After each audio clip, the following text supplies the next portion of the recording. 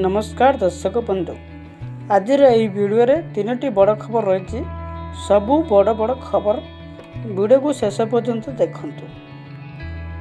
मुख्यमंत्री जारी कले काले योजनार आउ एक बड़ घोषणा। यह छड़ा फ्लिपकार्ट रे आसिला आउ एक नुआ ऑफर।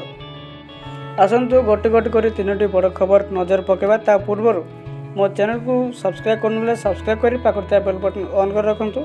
वीडियो को लाइक करंतु। आपण कमेंट कौन रही कमेंट सेक्शन रे कमेंट करंतु। चलंतु वीडियो स्टार्ट करिया। आज प्रथम खबर फ्लिपकार्ट नहीं आसिला आपण बहुत बड़ ऑफर। एबे आपण समस्त जिनसपत्र गुड़िक सस्तार किनी पारिबे। आपण चाहे एबे फ्लिपकार्ट ओपन करेंगे। देखु बैक टू कैंपन एबे ओपन रही 21 ରୁ 27 पर्यंत चलो यही ऑफर।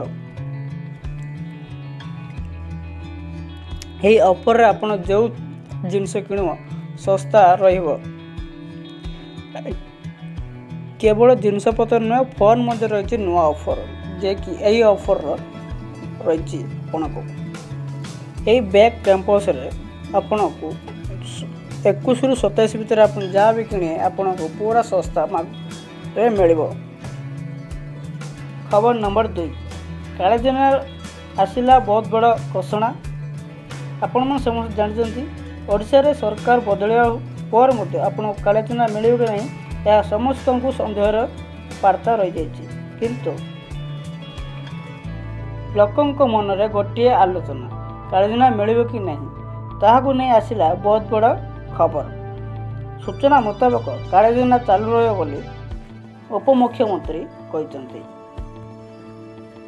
आगुरी किपरि काले योजना टंका आपण पाउथिले सेहीपरि आपण काले योजना टंका पाइबो एई नै घोषणा करछन्ती उपमुख्यमंत्री बा कृषक मंत्री। काले योजना हिताधिकारी मानक जो मान लिस्ट नाम अछि सेमानकु आगो पीढ़ी काले योजनार 2000 टंका मिल जिवो। सेतिपे आपण गोटे बाध्यतामूलक ई केवाईसी एबे मध्य ई केवाईसी रो बाध्यतामूलक रहिछि।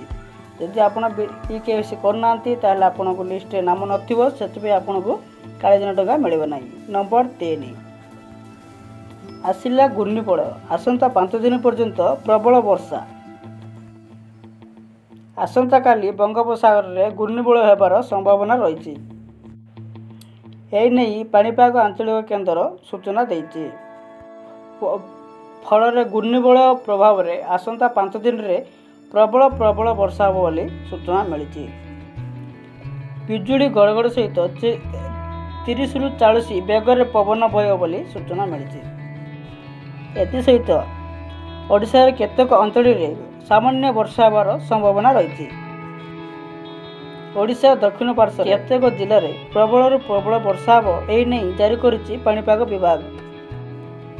आसंता खाली खोर्धा गंजाम बालेश्वर कटक पुरी यही जिले में प्रबल प्रबल वर्षा रहिबार संभावना रही। एथिपई ए सबु जिला को येलो वार्निंग जारी करा जायछि।